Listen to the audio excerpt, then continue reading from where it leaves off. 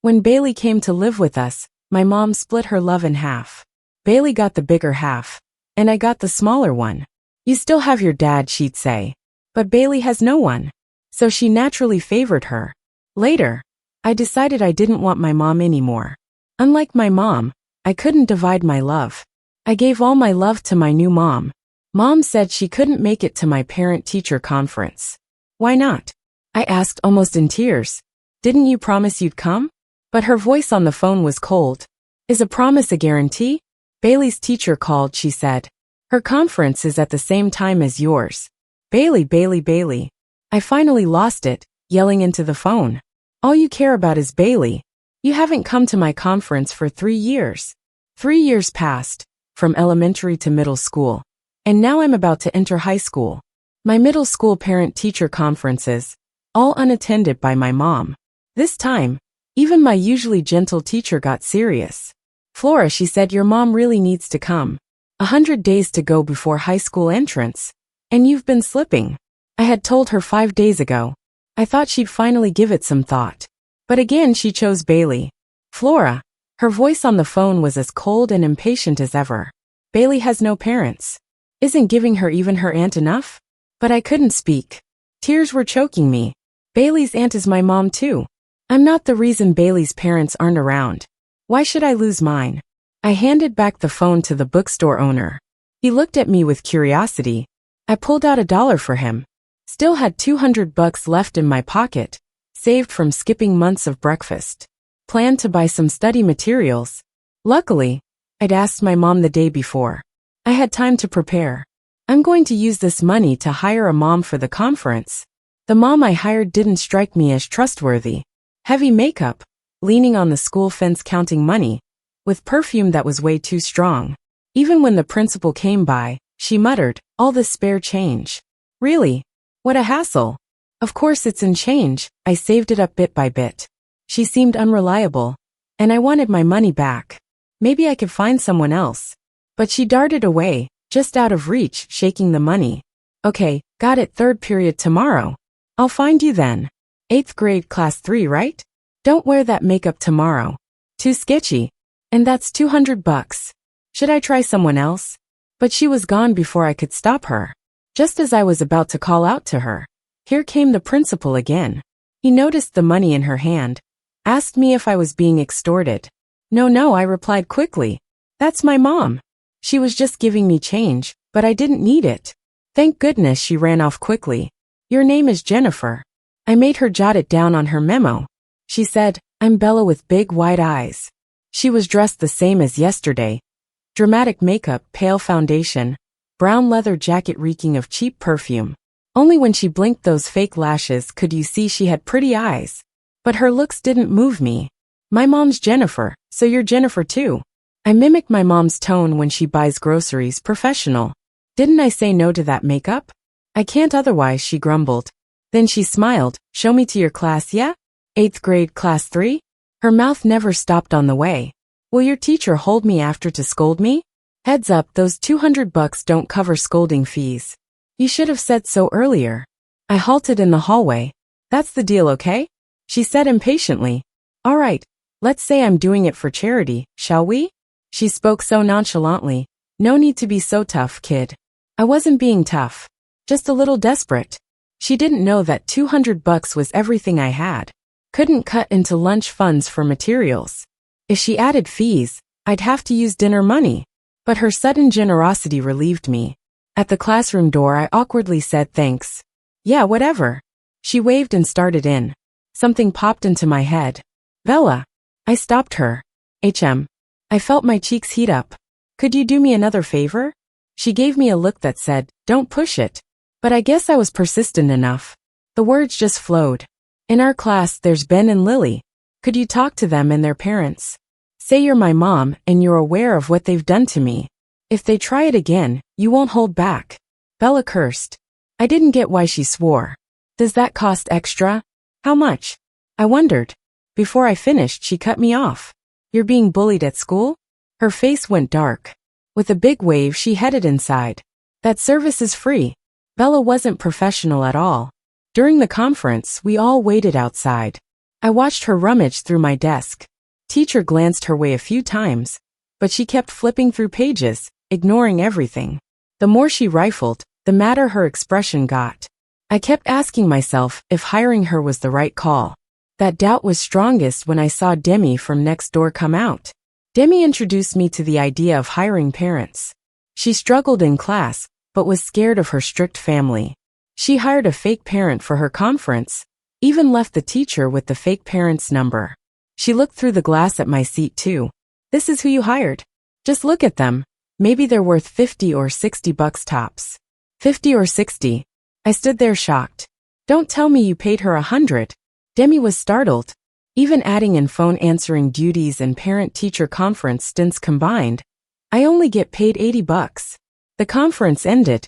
Before Bella rushed to confront Ben and Lily, I was thinking, at least get back 100 bucks. But as she went to reason with those kids' parents, I figured 80 would be fine. Especially when Ben's parent, towering and big, wanted to argue. Bella quickly shut them down with her sharp words, book in hand.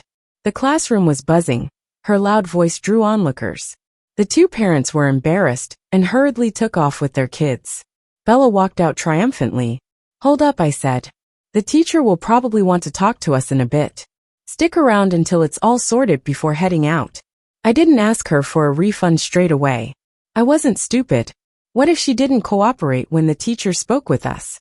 Those parents were probably scolding their kids by now. The homeroom teacher was busy with other parents. So Bella and I chatted in the hallway. But they'll hold a grudge and bully you again, she pushed. Want to hire me to scare them off again? Just 30 bucks a pop. I remembered how fierce she looked earlier. Ben and Lily were definitely scared. No way they'd mess with me again. She was probably looking to squeeze more money from me. I knew. But to make sure she'd perform well later, I had to nod in agreement. See? She snapped her fingers. Good deal, right? What a joke. The wait wasn't long. Soon enough, the teacher stepped out. Seeing Bella, she frowned slightly and asked, Flora's parent? She straightened up. Yes, teacher. I'm Jennifer. The teacher gave her a curious look. Let's go to my office and talk about Flora. All right.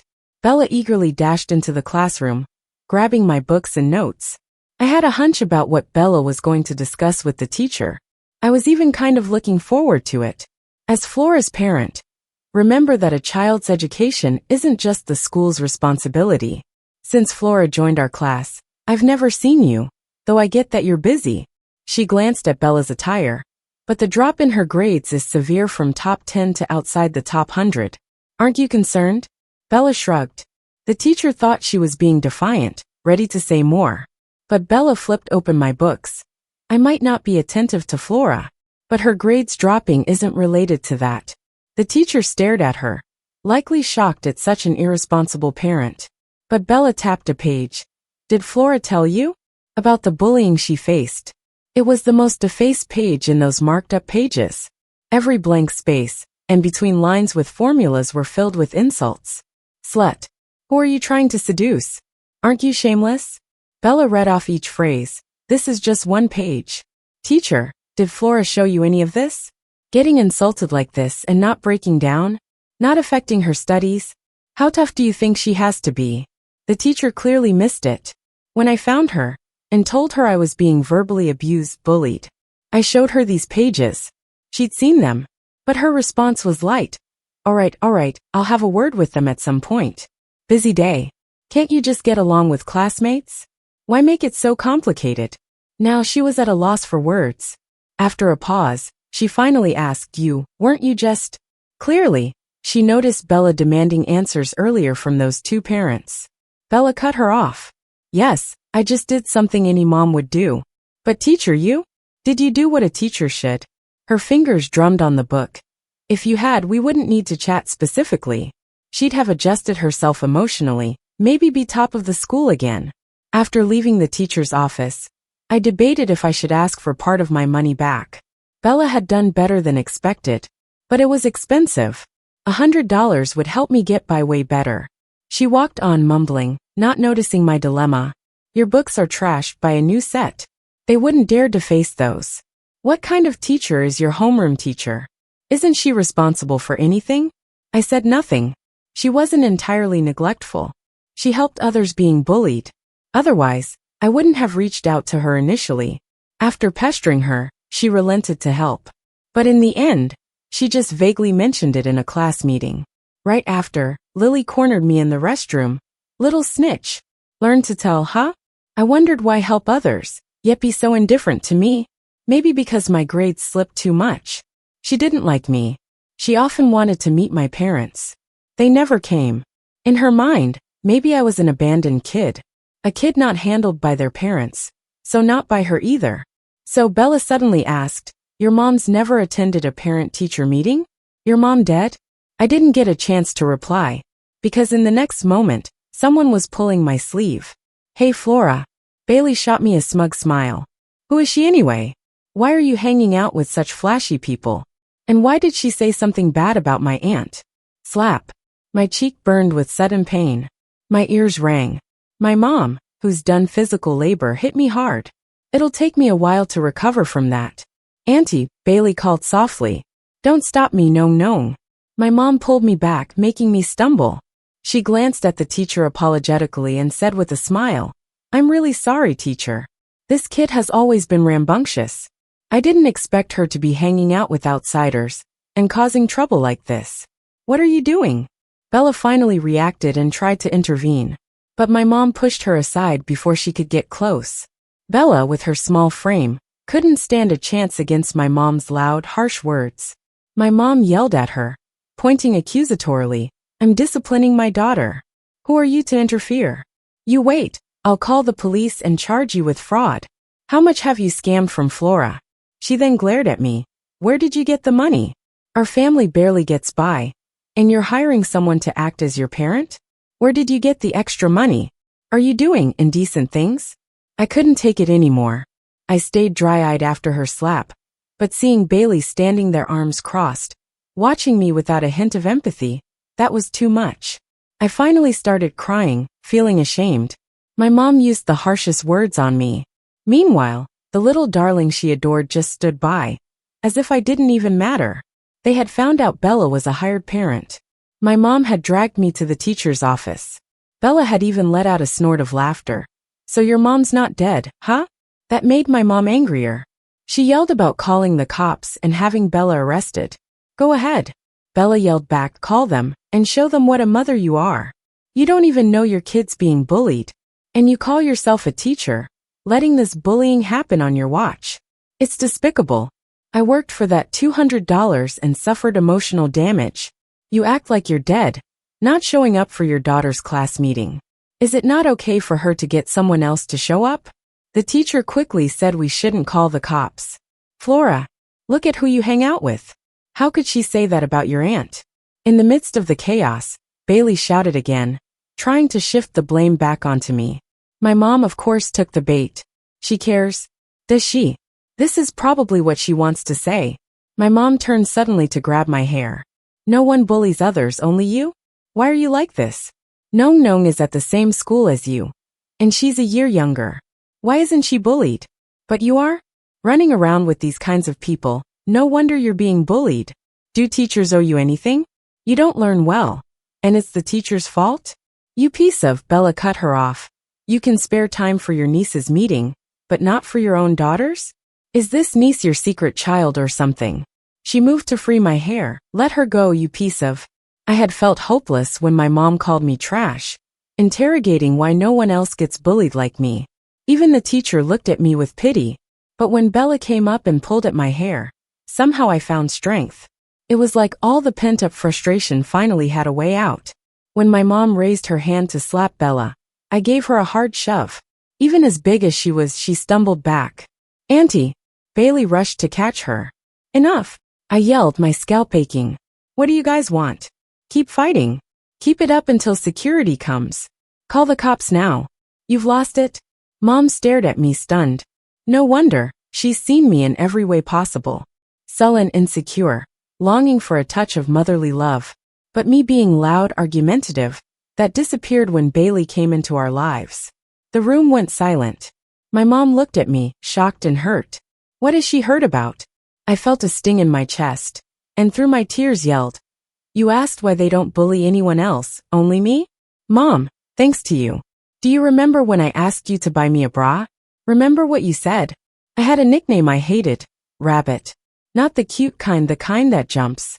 The first time I felt self-conscious was during a gym class, where we were practicing a long-distance run. I was in the last group.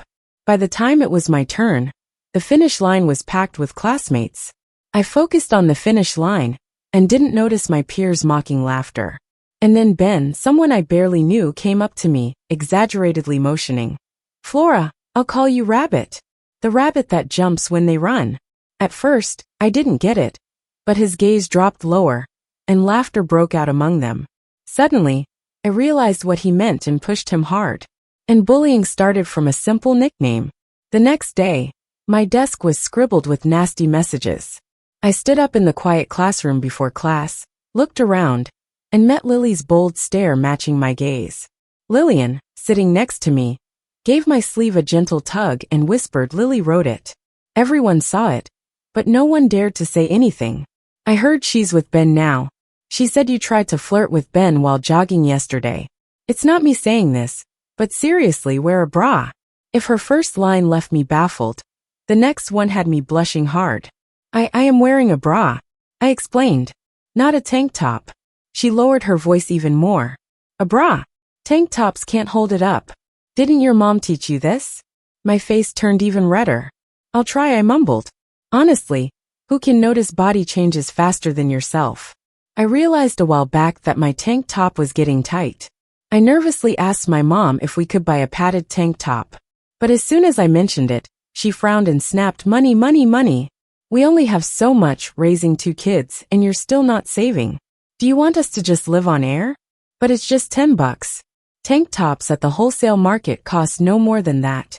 And when she says 2, I haven't had any allowance in 6 months beyond lunch money. Before Bailey arrived, I got $10 a week for allowance.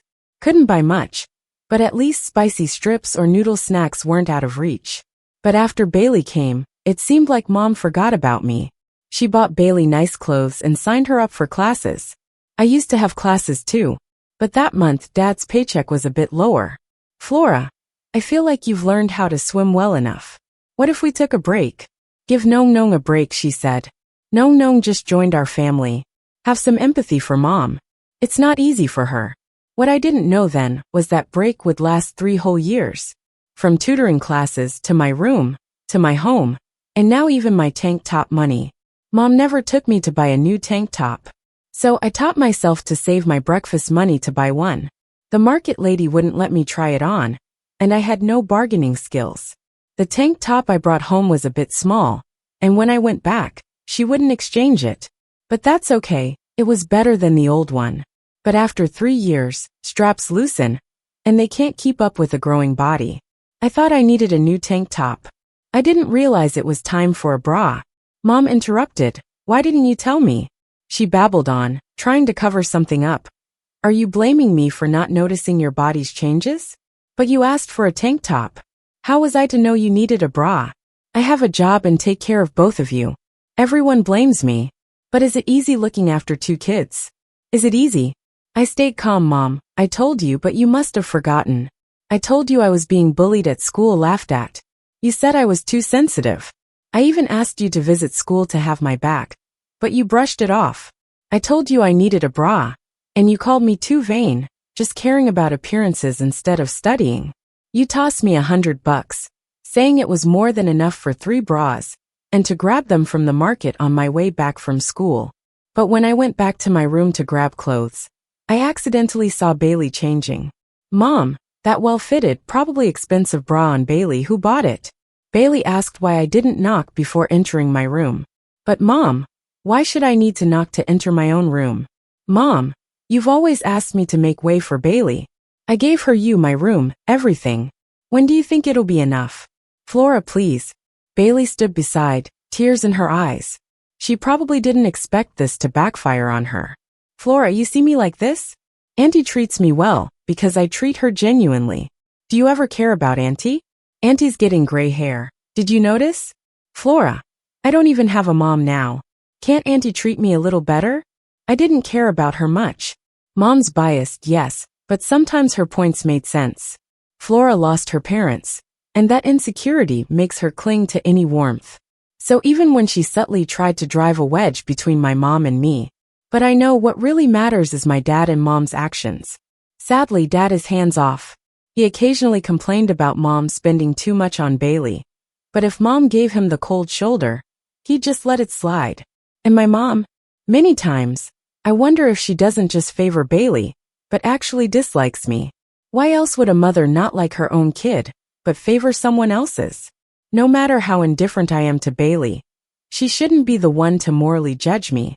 Bailey, in all honesty, was her favoritism ever just a little bit? Our money's tight. It can only cover one person for extra classes. She said since my grades were fine, why not let you take them? You wanted to learn piano. Because boarding fees were cheaper, she wanted to put me in boarding school. But you needed security, so you stayed at our house. All these years, 4 parent-teacher meetings a year, she attended yours consistently. Even at the same school, she never came up to see me. Because she tells your classmates she's your mom, she's scared I'll ruin it or hurt your feelings. Just once if she'd stood up for me, even once. Now you're saying I don't care for her? Tell me, how can someone who's constantly on edge fearing classmates might bully them ever focus on feeling sorry for her? You tell her what? Mom shielded Bailey. Everyone's done you wrong, huh? How about you think of yourself? Why is everyone against you? Why can't anyone stand you? I didn't speak. I knew no matter what I said now, she would never realize her mistakes. In the 4 years she never realized. Who'd have thought? Someone actually stood up for me. Are you even a mother? Bella kicked my mom in the shin. The office erupted into gasps. My mom, finding a sudden outlet for her anger, slapped back. Call someone. Call someone. The homeroom teacher frantically made a call. If security can't handle it, get the gatekeeper. Quick. They're fighting. Eventually, the situation got resolved. The 8th grade headmaster intervened with my mom. Normally, he couldn't have stopped Bella. But when he glanced at her, he hesitated. Bella, he called out. Then Bella suddenly froze up all weird. She dropped her hands from my mom's hair, stood still, eyes down, not saying a word. That is, until the headmaster called her name again. Teacher Peter, she mumbled, so softly it was barely audible. My mom wanted to say something, acting all high and mighty for a split second, but then held back when Bailey tugged at her sleeve. It made sense. She could throw tantrums in front of my homeroom teacher without restraint, but couldn't afford to ruin her image in front of Bailey's headmaster. Just like that, Bailey dared to claim she wasn't biased. My mom had planned to call the cops. She said she was just disciplining her daughter, but Bella attacked her. You call them. I'll call them too, I said. I'll report you for domestic violence. You're siding with them? My mom wailed. How could you betray me like this? Of course, the school wouldn't let them call the cops. After much back and forth, things were swept under the rug. Flora, no matter the reason, you lied to the school and your parents. The facts are the facts. We're recommending a 7-day suspension. Go home and reflect, the headmaster said. My mom took me away. She walked up front, arm in arm with Bailey, chatting and laughing. As I stepped out the door, I glanced back. Bella stood beside the headmaster, tears welling in her eyes. Those 7 days were rough. Throwing a fit or whining wasn't an option for me to get my parents' attention. Back home, it was like I was invisible. As soon as my mom got in, she headed straight to the bedroom. Naturally, Bailey followed right behind. Soon I heard my mom sobbing inside. How did I end up with a kid like this? She cried. I moved my stuff to the study, but hadn't even unpacked my books when Bailey barged in. With a stern face she said, don't stay in here. I'll swap out the bedding in my room, and you can stay there. You're the rightful owner of this house. Why? My mom rushed over after hearing the commotion. Is crying supposed to make everything right? Bailey, don't give in. I still have a say in this house. That's when Dad came home. He arrives pretty late, looking exhausted, and opened the door with an irritated motion. Arguing. What are you arguing about? Can I ever catch a break? Then he saw me standing in the middle of the study, looking indifferent. Flora, can you just be reasonable? Every weekend you're back, it's just more fighting. Can't we just enjoy our time? See, This is why I don't turn to Dad when Mom treats me like this. They are alike. One favors the other, while the other ignores everyone as long as things appear fine. I'm tired. Can't they stop causing me trouble? To me, is one of them even slightly better? No, they're just as bad. Equally lousy at being parents. Equally unqualified. What kind of look is that? My mom snapped again. Fine, you say I'm biased? I'll show you what real bias is. Bailey, she continued with a deliberate tone, don't interact with her for the next few days. If these 7 days don't make her see her mistake, I'll make sure she does. She aimed to show me what true favoritism was like. But how bad could it get? Worse than now. What? Stop feeding me? Ignore me? Kick me out? Could it really be more extreme? No, I won't allow it anymore. I won't allow myself to feel this way. I won't allow myself to feel like a guest in my own home, or beg for my mom's love like a puppy. I won't allow myself to feel like a beggar, hoping she'll attend a parent-teacher meeting, only to be flat-out rejected. I grabbed the backpack I'd just set on the desk. What are you doing? My mom exclaimed. What do you think you're doing? You trying to fly away or something? Dad grabbed me as I tried to leave. Where do you think you're going? His grip felt like iron clamps on my wrist getting tighter. Aren't you too old for these childish antics? Your mom just said a few things. She's your mother. I eat and drink well. Shut up. My dad cut off my mom. I saw tears welling in my already swollen eyes. When do you ever take charge? Now I can't say a word to her. You've always made me play the bad guy. You just want the spare room, don't you?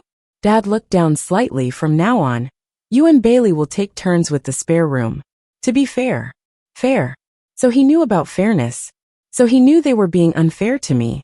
Dad, do you think I only resent Mom's favoritism? Do you think today was all her bias, and my causing a scene? Can you stop just trying to keep the peace? How come now you want to handle things fairly, but not back then? Bailey still has grandmas, doesn't she? Is she only left with you two, her uncle and aunt? Is that why you adopted her? Are you taking care of your own kid before rushing to raise someone else's? Even if you adopted her, was there only one room in our home? Isn't the study supposed to be a guest room for her? Why let her encroach on my space? Haven't I already told you I don't like sharing my room or my parents'?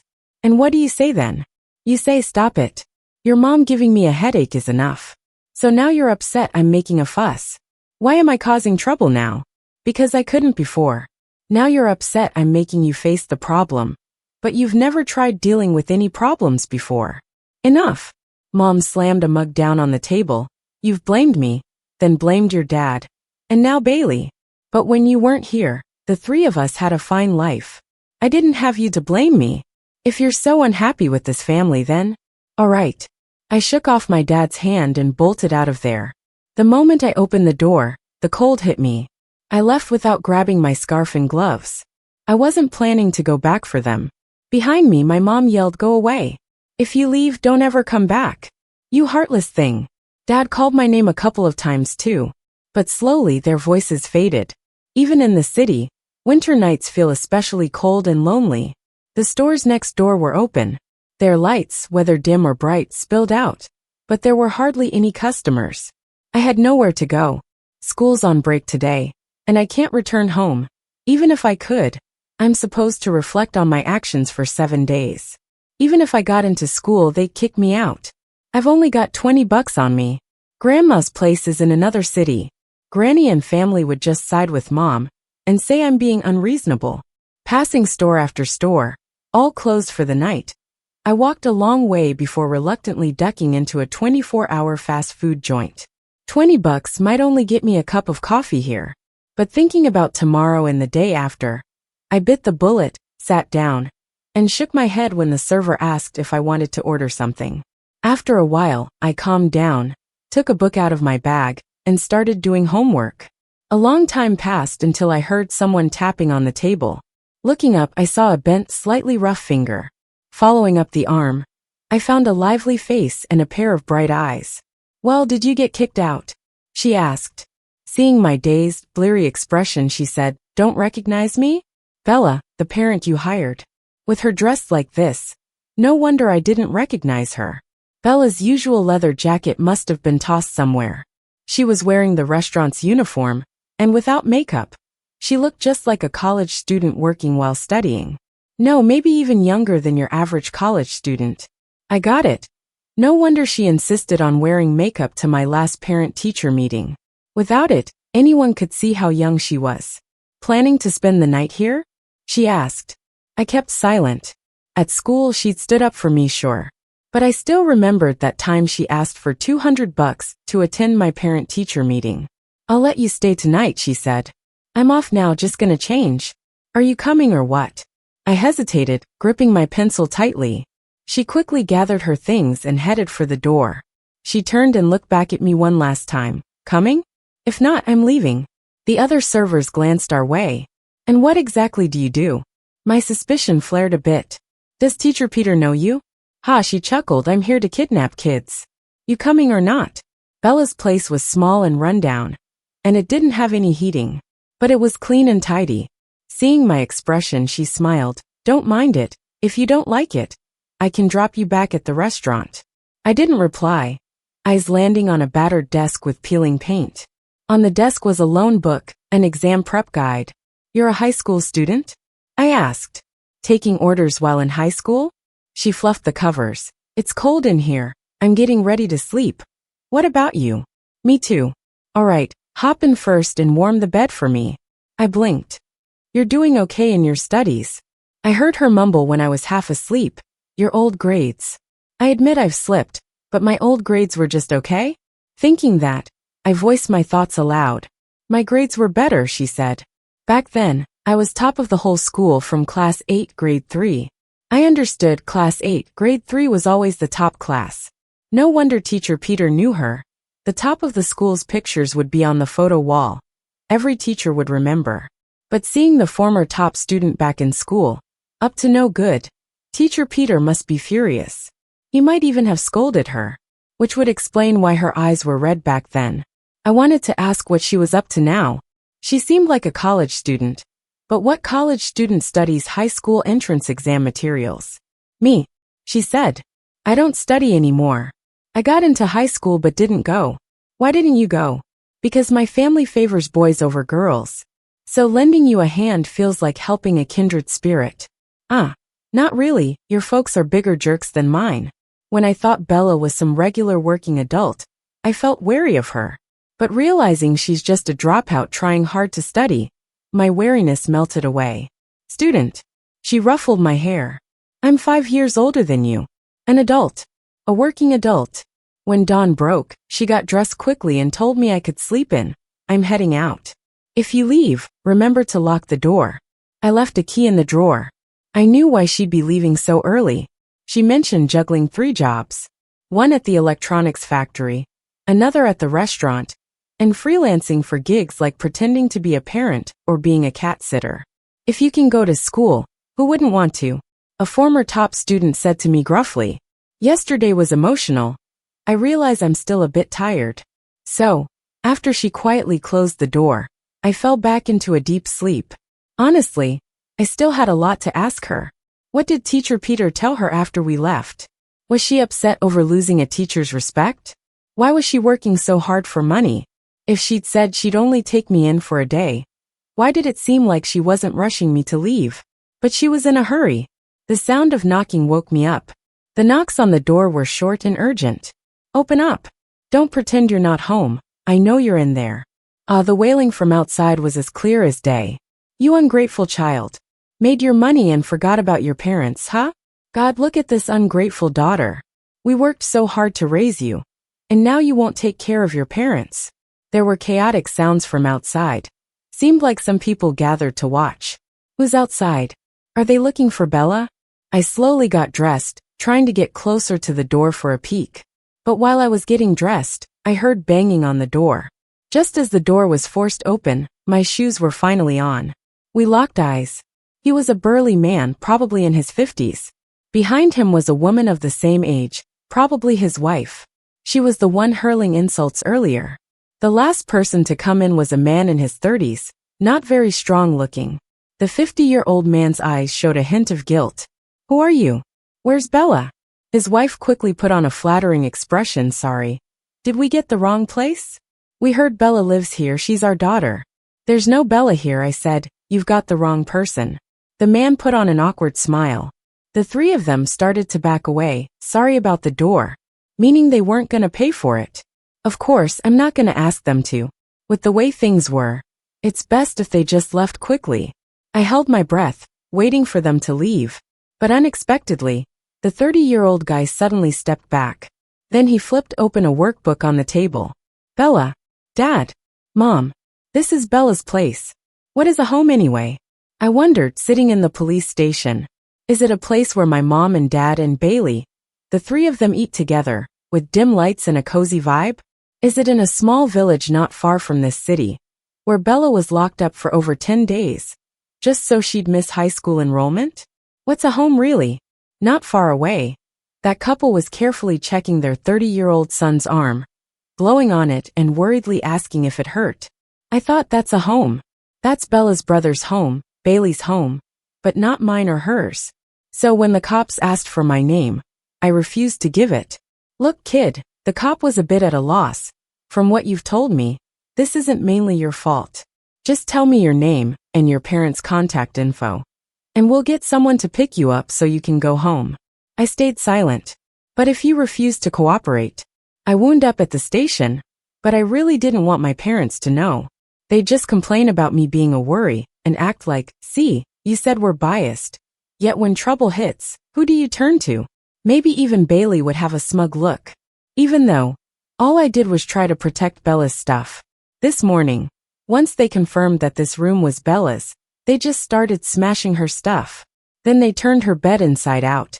When they found an Anna card, and I realized they were trying to pocket it, I instinctively dove and bit the man's hand. I didn't hold back, and he reflexively flung his arm. Thief! I shouted while grabbing the card, running, and yelling to the people outside, call the police! It's a break-in robbery. At the police station, everyone stuck to their story.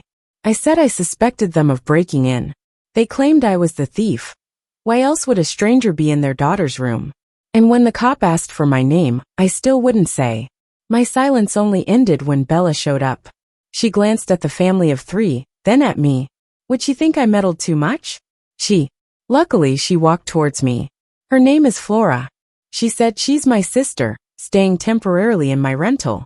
And I am the one whose rental got broken into. They are my parents and brother.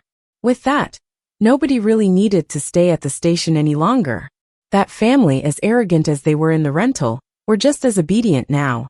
But their obedience only lasted until we stepped out of the station. Bella's brother blocked our path. Give me money, he said, eyes fixed on my pocket, looking determined not to leave without cash. I ignored him and slipped the card into Bella's hand. Bella looked at her brother, expressionless. It was the lunchtime rush, packed with people. Bella's mom and dad exchanged a glance. Without warning, they sat down, wailing with a country accent, "Oh my God! Why did I give birth to such an ungrateful child? Everyone look!" Bella's mom shouted, "My ungrateful daughter, Bella." "Don't bother crying," Bella said. "There's no need to shout. I'm not affluent, and I won't give you any money." Just as her mom was about to wail again. "You cry again," Bella warned. "I'll crash my brother's dates," crying that my mom scams people. Her tears always work. Believe me, no good girl would marry into our family. In our village, everyone knows if you have a girl, you're stuck supporting the whole family. I dare you. Anyone in town will confirm it. Bella's mom stood up, pointing angrily. "I saw you studying. If you don't give me money, I'll come find you during your college entrance exams." She gloated, expecting Bella to yield. "Go right ahead." Bella replied, "I'm fine with that. Anyway, studying 2 years gives me more chances than cramming in 1. Mom, can't my brother afford that? I heard men can still have babies past 40. I don't care. I won't be getting married anyway." Back at Bella's rental, I wanted to help her fix the door. But she shook her head and waved me off. "Get up on the bed. Go, it's freezing. If you get frostbite, I'll have to buy you ointment, won't I?" I listened, obediently climbing onto the bed. At the doorway, Bella, worried about dirtying her coat, just wore a thin sweater. She was shivering while putting the hinge together. "Luckily, it can be fixed," she said. "Otherwise, the landlord will take more money from me." "The landlord's unfair? Why not move out then?" "Are you crazy? He's unfair, sure, but this place is the cheapest around. When I'm bored, I help Bella check the answers on the worksheets she completed. The error rate is quite high. Pretty impressive, huh? That day, Bella managed to fix the door before dark. While lying in bed, she whispered, "Hey, thanks. Thank me, but still call me hey. I have 40,000 yuan in my account," she said. "It's all my savings from working. It's for college tuition." Flora, she seemed to know what I wanted to do. I didn't have a choice back then. You can hate your mom or dad, but don't cut ties now, and don't drop out of school. Life after dropping out is tough. 7 days flew by. On the 7th day, Bella went to work, and I went to school. She stuffed 200 yuan into my hand. It was the same small change I'd given her before. "Scram," she said. "Don't come back." I looked at the money in my hand. "Don't want it. If you don't want it, give it back," she said. I took it. I hastily shoved the money into my pocket. "I'm leaving. I'll visit you over the weekend." "Get lost," she said. "Don't come back." Much later, Bella told me she had prepared herself to never see me again. After all, I was a smart kid. If she advised me to go home and apologize to my parents, I'd likely do it. So it was surprising for her to see me again so soon. The moment I arrived at the school gate, my parents rushed out. "Where have you been?" My mom pushed me hard and then pulled me into her arms. "Flora, you heartless child. Are you beyond getting scolded or hit now? Where have you been?" It was the first time Dad showed up at my school. He lowered his head, avoiding the curious glances from my classmates. All right. I used to wonder, with Bailey around, my mom's favoritism, and my dad's neglect, how could I ever make them care about me? At first, I didn't completely lose to Bailey. The day Bailey came, I had a mild cold. I lay on my freshly made bed, sulking. "Mom, I want to sleep in my bed. I'm not used to this one. Mom, I feel so awful, Mom. I was calling for her, sobbing softly. I had a fever of 100.4 F, not terribly high, but Mom was worried. Dad went to pick up Bailey. She stayed by my bedside, never leaving. But later, she became more and more biased toward Bailey. Bailey would cry when she saw my favorite cola chicken wings. She'd say her mom used to make them too. To avoid reminding Bailey of her lost mom, mine stopped making cola chicken wings for me. If Bailey saw Mom hugging me close, she'd go quiet. Eventually, Mom rarely showed affection for me in front of her. I often thought, should I hurt myself too? Should I try different methods like Bailey to get Mom's attention? Would that make her care about me again? One night, I showered with cold water for a long time. I got a high fever, and Mom was worried. But the next day, Bailey got hurt too. Mom took her to the hospital, and I thought, why? Why do I have to fight so hard for the motherly love that should be mine? Now, long after I stopped hurting myself on purpose, I finally understand, that's how it is. The old saying is right. The one who cries gets the milk. Unfortunately, I'm no longer a child, and I don't need the milk. Before, any bit of affection from her would make me forget everything that happened. But today, I'm not affected at all. Mom said she'd call the police. She said she couldn't see signs of wandering on me. I must have had a place to go those 7 days. She wanted to call the cops and investigate who abducted me. You're only saying that because you guessed, right? I asked her. Dad told her to stop. It was embarrassing. But she didn't care and dragged me to my grade 8 teacher, Teacher Peter. She didn't care about appearances anymore. She asked Teacher Peter for Bella's contact info. When Bella showed up, she looked at me helplessly. You little rascal, you sure know how to stir up trouble. I felt embarrassed. Teacher Peter assured my mom that Bella is a good kid and had no intention of abducting me. When Mom saw Bella, she paused, then said, "A good kid. Good kids don't wear makeup like that. Speak up. Was little Flora led astray by you?" "My kid?" I interrupted. "I'm your kid? What do you mean she abducted me?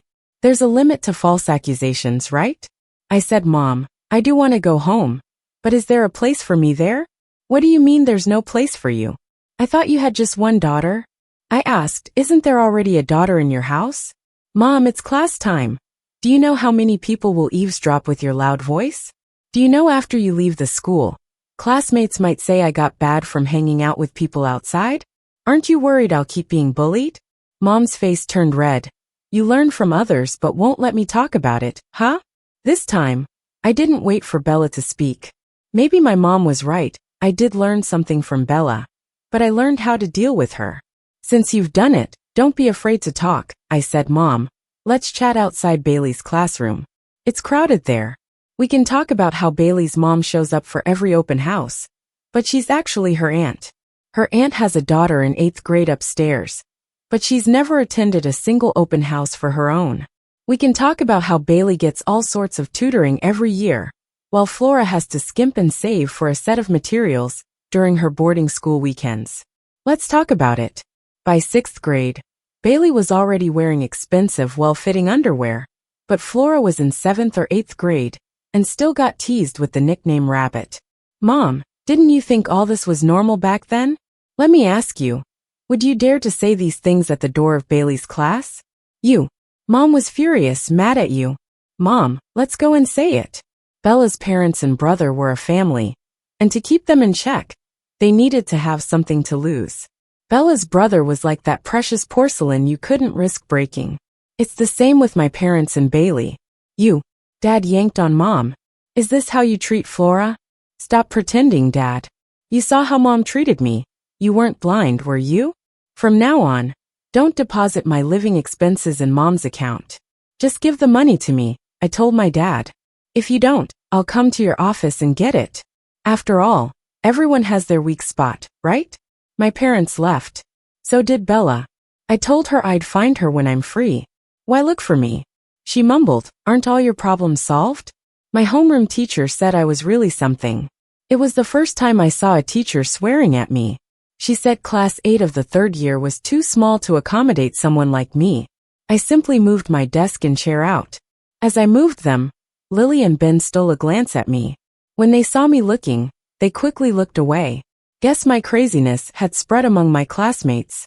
I went room to room, asking if any class would take me in. If no one agreed, I'd just ask again. Why not? The school wasn't going to expel me. When you stop caring, even the air you breathe seems fresher. Finally, it was the grade head teacher Peter, who found me a class to be in.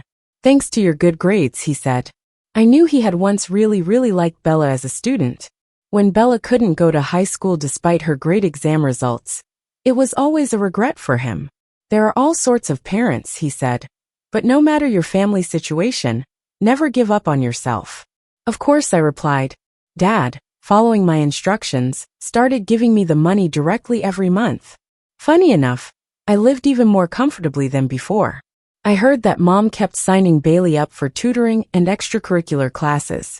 But all of that had nothing to do with me now. There was just this one time when my dad was late giving me the money. I went to find him at his office. He came down and took me to the nearby KFC, ordering a whole family bucket for me. Flora, he said, if I cut you off, would you never look for us again? You know, I looked at the bucket, Dad. I haven't had a family bucket in a long time. When I was little, you said it wasn't healthy and didn't let me eat it, promising I could eat as much as I want when I grew up. I loved family buckets back then. I couldn't wait to grow up. If I liked it too much, you'd occasionally let me have some once every 6 months or so. Then Bailey came.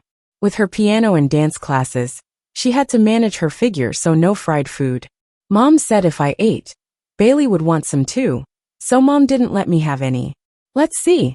How many years has it been since Bailey joined our family? Why didn't you tell me?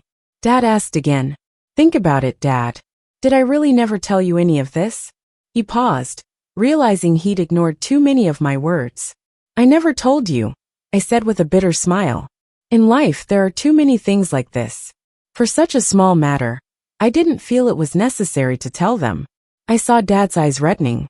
Dad, I said, now that I'm grown up, can I have all the family buckets I want? He ordered several more than I could ever eat. I suddenly realized, evoking their remorse wasn't all that hard. No, it wasn't remorse. It was regret. When they realized they might lose me for good, they began to regret it. At least, Dad regretted it. I took this month's living expenses from Dad. But Dad, I stopped liking family buckets a long time ago. On weekends, I often went to see Bella. You are so annoying, sis, she sighed. I have work while you get to chill. Can I join you at work? I asked, take me with you? Who would dare take you? You're under 18. But occasionally she would take me along. When she worked at the tea shop, I'd sit in a corner, quietly reading. When she handed out flyers, I'd grab a stack and rush to pass them out at the next intersection. Can't you focus on your studies? She scolded slightly. Aren't your exams coming up? In June, Bella had her university entrance exams. I was on break. She didn't let me buy a bouquet, so I brought a bottle of water, waiting outside her exam hall. It turned out everyone was handing out bottled water. I watched her finish one exam after another. When they were all over, I finally asked her, "How do you do?" "I'm heading to the top university," she replied. "Gotta set a good example for you." "So?" I asked softly, "Can you cheer for me at my exams?" Before my exams, Dad visited my school again to bring me the materials I needed. "Thanks," I said. "Do you have your exam room confirmed?" Dad asked. "How about your mom and I take you tomorrow?" "No need," I replied. "Anytime is fine. But let's not mess up my exam tomorrow, okay?" After finishing my first exam, I spotted Bella immediately. After the last test, she stood outside, holding the biggest bouquet. Bella skipped work to be there just for me. "No way I'd work," she declared. "Your little mess of an exam beats money any day." That year, both Bella and I ended up where we wanted to be. Bella moved to another city. Before she left, she straightened my collar and said, "Little girl, I'm going to fly now. You work hard to soar higher too." In high school, I barely had time to think about that family of three. It wasn't until some middle school friends who knew about back then casually mentioned it to me. They said Bailey's extracurricular classes weren't renewed. She complained to her friends, saying, "My parents are saving for my college, so they've cut back on my expenses." In the last month before college entrance exams, I went to get my allowance from Dad and told him, "You don't need to give me pocket money anymore." He looked a bit lost. 3 years later, his hair was noticeably whiter. I had turned 18. I said, "You don't have the obligation to support me anymore. After the exams, I'll apply for scholarships and work-study programs. You two aren't at retirement age, so don't come looking for me, okay?" I added, "The pension will be split between Bailey and me. I'm not like you guys, I'm super fair." The day before the college entrance exam, Bella called, insisting on seeing a picture of my admission card. "Why?" I asked. "You're not planning to come see me take the test, are you? Are you crazy?" She typed on her side. "Are you out of your mind? I have to work, you know. Make money too. Then video call me." She didn't reply after that. When I finished my first exam, I saw her outside the test center, dressed in a cheapao. Among all the moms in Kipeos, she stood out, looking so young and beautiful. "Didn't you say you wouldn't come? Come on, why are you crying?" She wiped my tears away. "You have another exam in the afternoon. If I knew you'd cry, I would have waited till the last one to surprise you." She was there at the last exam too, wearing a light blue cheapao. She stood gracefully. A classmate's mom asked her, "Are you Flora's sister?" "Oh, your Flora has such good grades. She's bound for Tsinghua or Peking University, right?" "She's not," I chimed in. "She's my mom." 3 years later, Bella got married. She didn't invite her parents. Her groom asked if she'd want me as her bridesmaid. Bella said no. I want her sitting with my family, giving a speech. At the wedding rehearsal, I recited a speech. "Thanks for that day when we met, Bella. A couple $100, and you became my pretend mom. How's that, Bella?" "Perfect," Bella said. "You who were once trapped with no way out, broke free from the house of Anna. I once ignored, received all the affection. We're both gonna be happy, alright?" Epilogue. Flora got married at 25. The wedding took place in Los Angeles. From back home, Flora only informed a few high school friends. Somehow her parents still found out. That day, as Flora watched the team set up the wedding venue, her phone suddenly rang. She glanced at the caller ID, a number she would see during special occasions. Flora rarely answered, and even when she did, she wouldn't say much. Just silence until they hung up. This time was no different. But from the other end came a familiar, yet slightly aged voice. It was her mom. "Flora," she said over the phone. "We've arrived in Los Angeles at the airport now, and we're not sure how to get to you." Flora thought for a moment, and then called her fiancé Brian. "Are you free now? Can you pick up a couple of people for me?" Bella had no reaction to Flora's parents coming, just cursing whoever let it slip. Bella's husband, on the other hand, seemed relieved. Good thing your parents are here.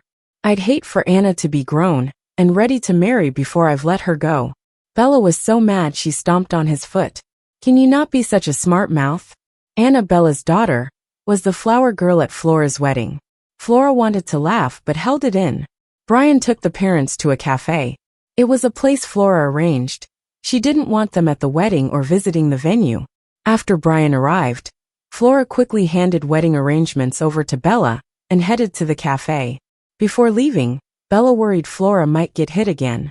Flora waved it off, saying she's too old to have that bad of a temper. Besides, Brian will be there. Right, she is quite old. When Flora pushed open the cafe door, she saw the three of them sitting in one corner. They were about to get married. Yet this was Brian's first meeting with their parents. Even aware of Flora's rocky relationship with them, Brian was visibly on edge, sitting there like a school kid. Sitting beside him, Flora asked, "Why do you come?" They hadn't seen each other in ages. The last time was when Flora graduated college. She had some free time and visited her grandma. The old lady, knowing their family issues, insisted on calling her parents. But when they arrived, not a word was exchanged. Flora just had a meal and left quickly. Now they looked the same, like blurred faces from her past. The kind you wouldn't call for help even during hard times. "We just wanted to see you," Matt spoke up. It was strange. Her dad originally turned a blind eye to their household's favoritism. But after Flora fell out with Jennifer, he tried to mediate between them. He assumed Flora would still talk to him after ignoring Jennifer. Never considering why. Once Flora stopped taking allowances, she ignored him too. He was just being all emotional. "Flora, I missed your teenage years, but I can't miss your wedding. If no one told us you're getting married tomorrow, who's going to walk you down the aisle? Who'll take the parents' seats?" They talk like Flora can't get married without them. Flora gave a cold laugh, ignoring their words, and asked, "It's a long way from home to Los Angeles. Are you and Bailey okay being here on your own?" The name Bailey has been a sore spot for years. Flora knew why she cut ties with them. They did too. So during today's meeting, they didn't mention Bailey at all. But Flora didn't mind bringing her up. Flora was determined to rip off that band-aid. "You're not my parents. You're Bailey's parents. If you want to attend a wedding, feel free to go to Bailey's." Flora was not one for mercy. "I didn't have you there for my high school entrance exam, or my college one." She continued, "You don't think I'd suddenly need you at my wedding, do you?" Flora had come apart from her parents. But that didn't mean she lost touch with everyone else. Family, old classmates, even teachers, they all told her to let it go. But how can you just let it go? Why should she? Matt clearly misunderstood. "Bailey, we haven't been in touch with Bailey for ages. Flora, when we realized you were bothered by Bailey's presence, we thought about sending her to her grandmother's. But at the time, Bailey was just entering high school, a critical time for studies." Critical time for studies. Flora wanted to laugh. She wanted to say it was also a critical time for her studies too. He went on, "But we stopped all those classes for Bailey. Flora, we were ready to give you all our love again back then. But is love that comes too late still love? Does love that she's already moved past still count?" Flora was fed up and ready to leave. "I'll book you 2 tickets, but that's it. I won't spend another dime on you." "Go back," Flora said. "Flora, I was sick," Jennifer suddenly said. Flora paused in her movement. Jennifer remembered little Flora used to be such a caring child. One year, when Jennifer caught the flu, Flora didn't even go to school. Instead, she stayed by her side, fetching her water and feeling her forehead, asking if she felt uncomfortable. But that was when Flora was very, very young. Indeed it was. "Let Bailey take care of you," Flora said. "If you're short on cash, then come to me. You raised her till she was 18. She ought to take care of you." Flora wouldn't let them stay. Even if they said it was about the wedding gift, no way. "I booked your ticket for today." Flora rubbed her temples. "Please stop bothering me. I'm getting married tomorrow. I don't want to think about you and be upset." Brian had one good trait. He didn't meddle much in Flora's decisions. When Flora stood up, he did too. "Flora," Matt called out to her. "Maybe Brian can drive you to the airport right now?" "Oh, and the coffee's on me," she reminded them. "Drink up and head home." Brian didn't say much at the cafe, but on the way back he spoke up. They kept asking how you're doing. Flora remained silent. No biggie, he said softly, holding her hand. I'll support you no matter what. Only then did Flora realize her hand was trembling slightly. Faced with those two, she held it all together. But now she saw the storm of resentment inside her. People always say time will dissolve grudges. How does one dissolve such anger and refusal to accept things? With everything busy with the wedding, on the big day, Flora got no word from her parents. As she made her entrance, guests who weren't at the rehearsal asked who would lead her down the aisle, who would hand her over to the groom. I don't need anyone, Flora replied. I can do it myself. The wedding was perfect. When going through the gifts, Brian found a card. Who sent a bank card? Brian was curious. Flora tucked it away. She knew exactly who sent it, and that they hadn't left after all. As she walked the aisle, flower petals at her feet and streamers flying, two pairs of eyes watched her silently. But that was no longer her problem. After the wedding, Flora went back home for paperwork. She had a household register, so she didn't need to go home itself, and avoided seeing them.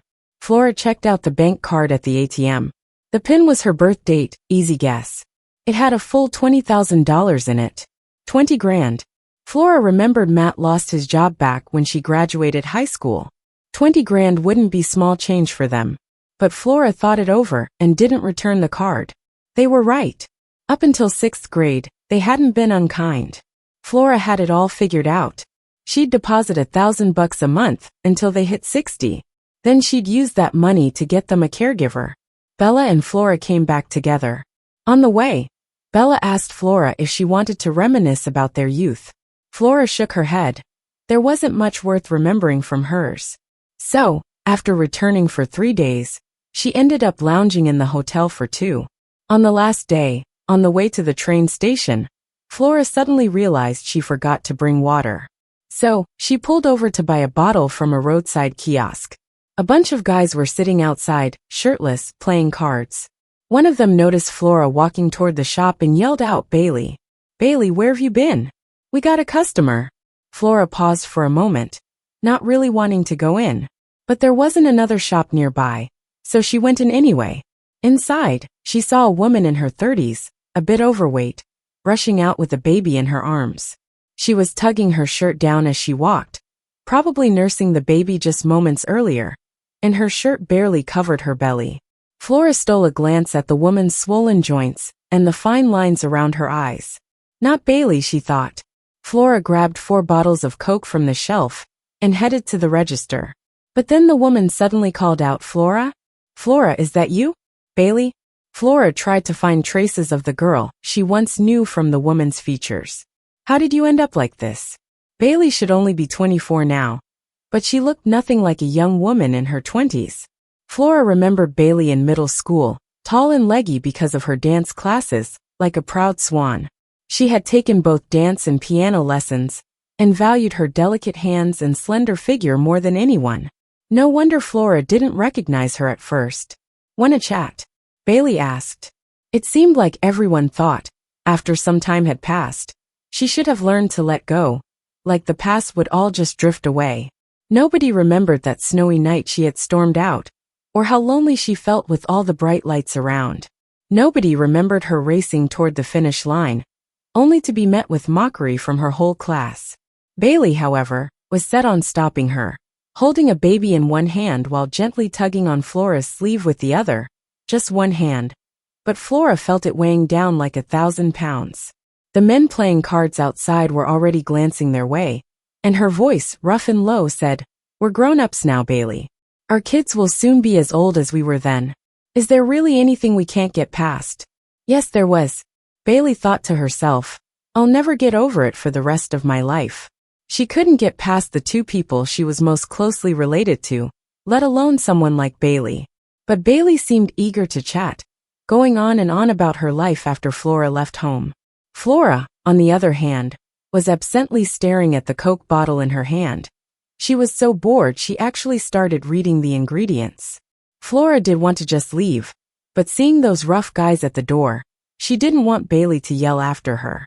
With her husband's fierce look, who knows if it would turn into an altercation?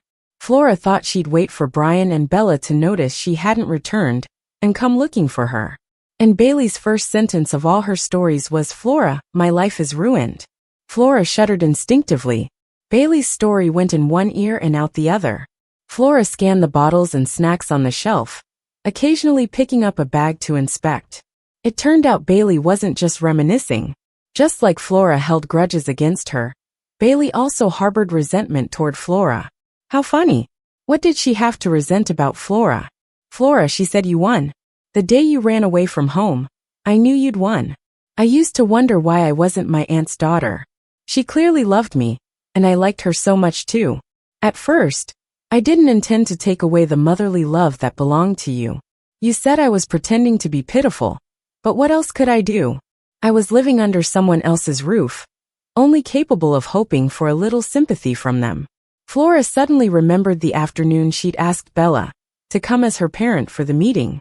That afternoon, Bailey stood there, watching Flora lay bare her difficult past. How similar it was to today, only this time, it was Bailey bearing her soul. "I don't understand why. No matter how much I tried to win over your parents, their hearts were still with you." Bailey's voice grew more agitated.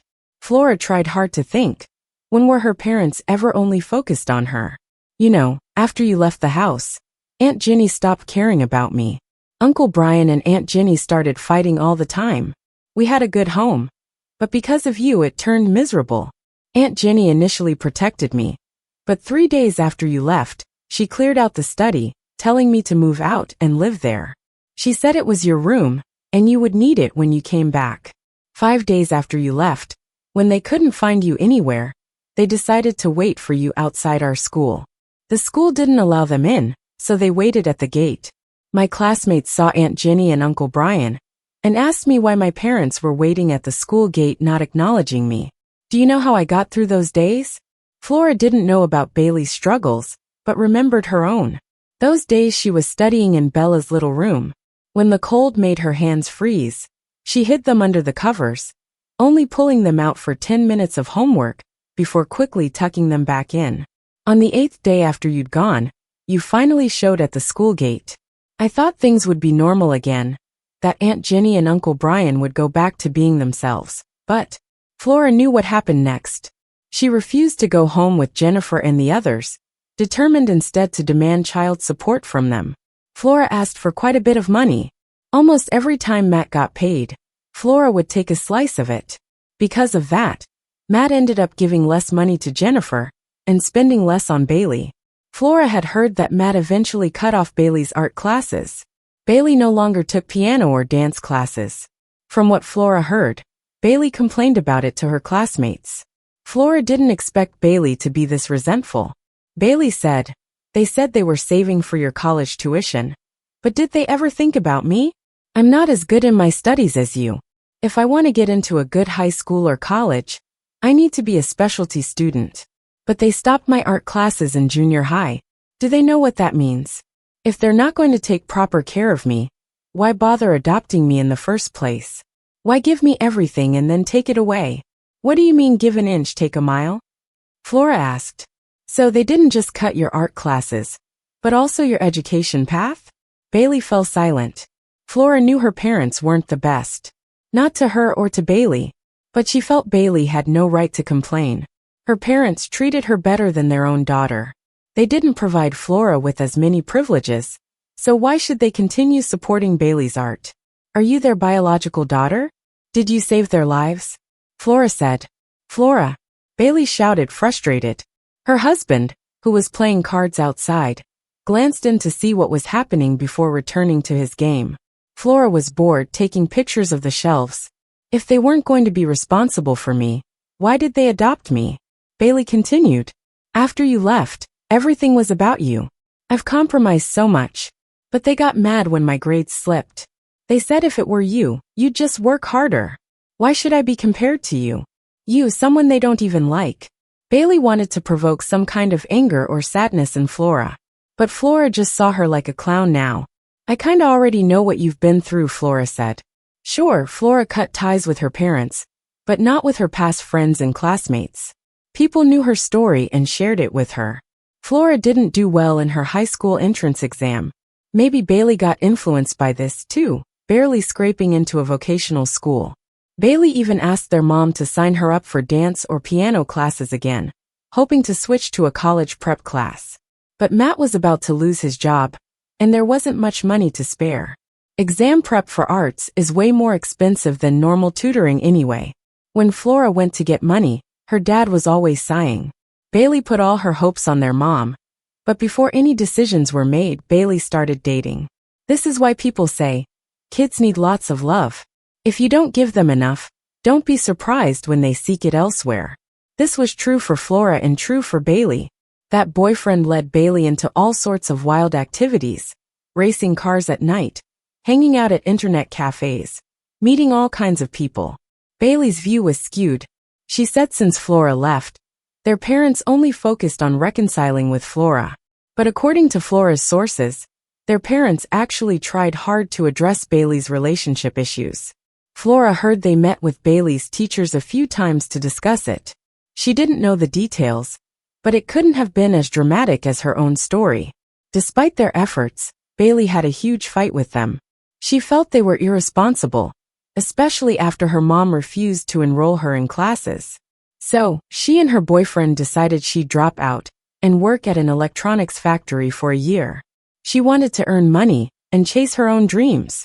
Flora thought, if only Bella had heard about this, she'd laugh herself silly. Their parents ended up feeling disappointed. They tried to reach out to Bailey, hoping to save the situation. But whether it was Flora's departure or just losing faith in them, Bailey was done. She left to work down south. But dreams are big, reality is not.